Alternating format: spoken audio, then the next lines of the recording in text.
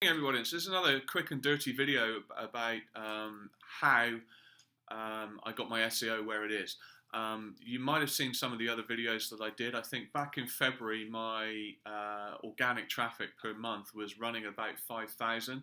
We're now just into the end of April, the beginning of May, and that has rocketed up to just under 20,000. It's about 18,500 today. So I wanted to share with you how that is and what I did to achieve that. And I guess you can call it a strategy or whatever you want to call it, but this is how I did it. So there's a couple of terms out there. One is sexy lingerie, which I think is about 40,000 hits a month.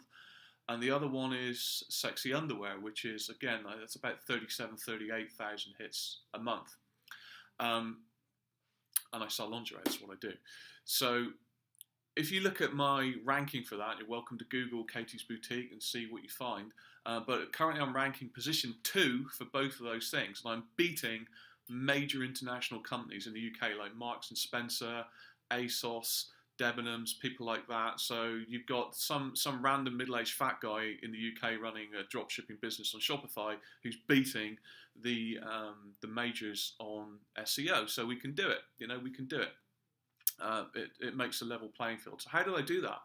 Well, the first thing that I wanted to do on my store is to segment it out. So one section of my store sells more risque stuff and the other side sells more pretty stuff. So I wanted to segment the two out. So and the reason being, in the lingerie field, some people don't want to see the more risque stuff. Some people do. Some people get offended by it. Some people don't. So I wanted to segment it out. So I have two collections. One is called the After Dark collection, and that is sexy lingerie. And the other one is just called lingerie, and that is pretty lingerie, sexy underwear, that is in SEO terms. So that's the first thing. I segmented my products out, moved the products into the right collections, and now I have two collections with the right products in. So let's start with the products. I don't know if this is going to work, but we'll give it a go. The magic of sticky tape. Okay, so we need to optimize our products for keywords. So obviously we did some research on that and we found out the keywords that are relevant to that particular product. So each individual product is optimized for keywords. So the H1, the title, the description, the alt image, and all of that sort of stuff is all optimized for keywords. So we can see this product here is optimized for stunning, sexy bra. And then we get some other products. We're going to put those up as well. So here's the second product, and it's in the same collection. This doesn't want to stick, it's not good. But this product is optimized for sexy chemise. So I got one product optimized for stunning sexy bra, the other one optimized for sexy chemise. Now, an important point here is if you do your keyword research, it says associated searches or products that are similar to the keywords. So things that are similar to sexy lingerie, which is the keyword for this collection, is stunning sexy bra. It's got the keyword sexy in it. And sexy chemise, again, it's got the keyword sexy in it. So under my collection, I have all of these products. That's annoying. Okay, I've answered the phone. We're back to the video. That's one of the problems of being an entrepreneur. The phone rings, you've got to answer it. And I kind of do these things in between running my other businesses as well. So back to where we were. So I have a collection which is optimized for sexy lingerie. So in the collection, the H1, all of the things in there are all optimized for that keyword sexy collection. Now, here's an interesting thought. If you go and Google sexy lingerie in a search engine, guess what you don't find? You don't find any products. You find lots of collections. Why? Well, unless you're really specific about what you search for, like I want a size 32B bra in red that's a full cut bra, then it will show you the actual product. But because you've given it a generic search term, I just want to see sexy lingerie, there is no product that matches that. So Google will always display collections. Google cares about collections, doesn't care about products so much. Having said that, underneath our collection is all of the products that are all optimized. So when Google trawls the collection, it will also see the products. Because obviously, when Google goes through and trawls all of your site, it sees all of the products that are in the collection as well. So it knows what's in the collection and it knows how the collection is built up. So all of a sudden, under this, Google sees all of this, which makes up this. And because it knows that these are related search terms, so sexy chemise, stunning sexy bra are all related to sexy lingerie, puts the whole lot together, says, okay, this is a really relevant collection. If I had a collection called sexy lingerie and filled it full of caravans or trailers or cars or hats or whatever, it's not relevant. And Google knows that, it's not stupid.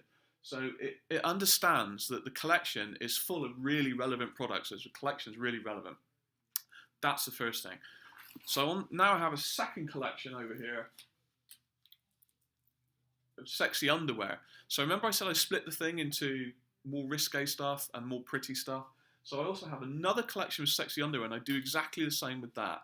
So I build up the products for that collection. I build up the search terms in the products. The products feed into the collection, and the collection is optimized for the words I want to go for.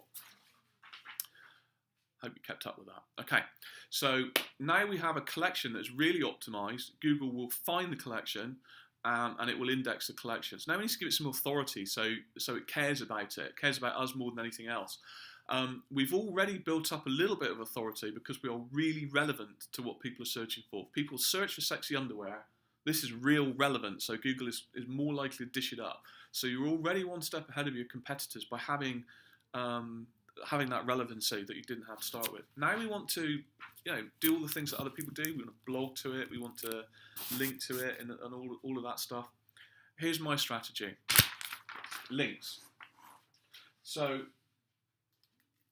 Google builds up a score of how relevant and authoritative you are on a subject, and it uses that score to display results to the people that are searching for it. Obviously, what Google wants to do is give the most relevant thing to the person searching. So if you're searching for something, Google wants to display the most relevant answers, but also the ones with the most authority. It is going to show Marks and Spencer's in a big store before it shows a little independent store because that's more relevant, right? And people are more likely to buy from that. So when you look for links, first of all, find a site that's relevant. So don't link from blogs that are nothing to do with the price of fish, nothing to do with anything. If you sell lingerie, find a site that's what they do. They do lingerie and get a link from that site. So relevancy is real important. Second one is authority.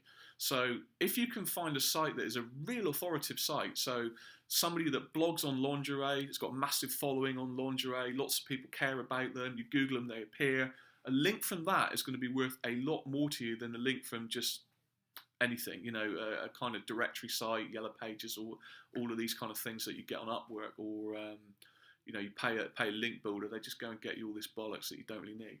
So relevancy and authority, that's what you're going for. One link from that is worth 1,000 links from anywhere else. Next thing, you're going to write a blog, or you're going to write some copy, or you're going to do something, right? You're going to write an article, publish it, and link back to your site. So, copy optimized for keywords. When you write that copy, optimize it for the keywords. You don't want to stuff sexy lingerie in it a lot. Buy our sexy lingerie. Our sexy lingerie is great. Come and have a look at our sexy lingerie. It's not natural. So just write a natural article, but include these keywords. Not only these ones, but these ones. So sprinkle it. The article that you write, just make it a real easy read, but full of the keywords that are relevant to this particular collection. Then link to the collection, not to your store. So you don't want people to go to mystore.com. You want people to go to mystore.com/sexy lingerie, because you've also optimized the URL to contain the keyword sexy lingerie. So you've got an article which is about sexy lingerie and all these keywords coming from a site which is relevant because it's about lingerie, and it's authoritative because everybody follows it. So it's relevant, authoritative for the subject, The copy you've written is optimized for the keywords that you've got, and then you link back to the collection, which is also optimized for the keywords you've got, which contains products which are also optimized for the collection that you've got. So if you do this and you get a, I don't know, half a dozen links or something like that, you give it 3 months and you will see your traffic go, and you will absolutely leapfrog your competitors, I promise you. The main reason is because everyone else is bad at it. Everyone else is crap and they just don't do it. And that's why, because you have done it, you're better, you're more relevant, and you've got links and authority and all that sort of stuff.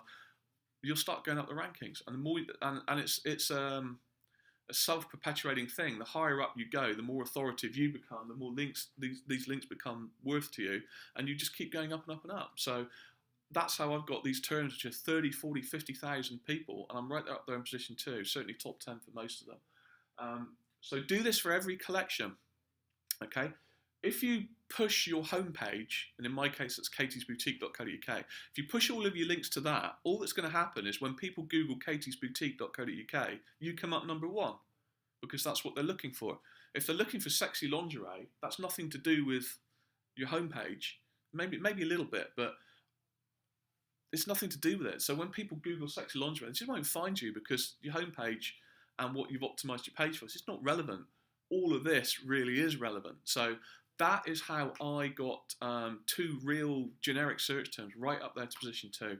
I'll try and post some screenshots of the kind of numbers and show you it's up around 20,000, so you know I'm not lying. It's gone from 5,700, I think, to about that level in a couple of months. In a couple more months, other keywords will have kicked in and it will go up to 20, 30, 40, 50, 60,000. And I'm expecting it to go to maybe 50 to 100,000 organic hits a month by the end of the year. Now consider this. I looked at SEM Rush this morning and it said that the organic traffic that I have, if I bought that traffic, was equivalent to $16,000 a month of ad spend. So to buy these keywords, let's say we're going to do Google AdWords.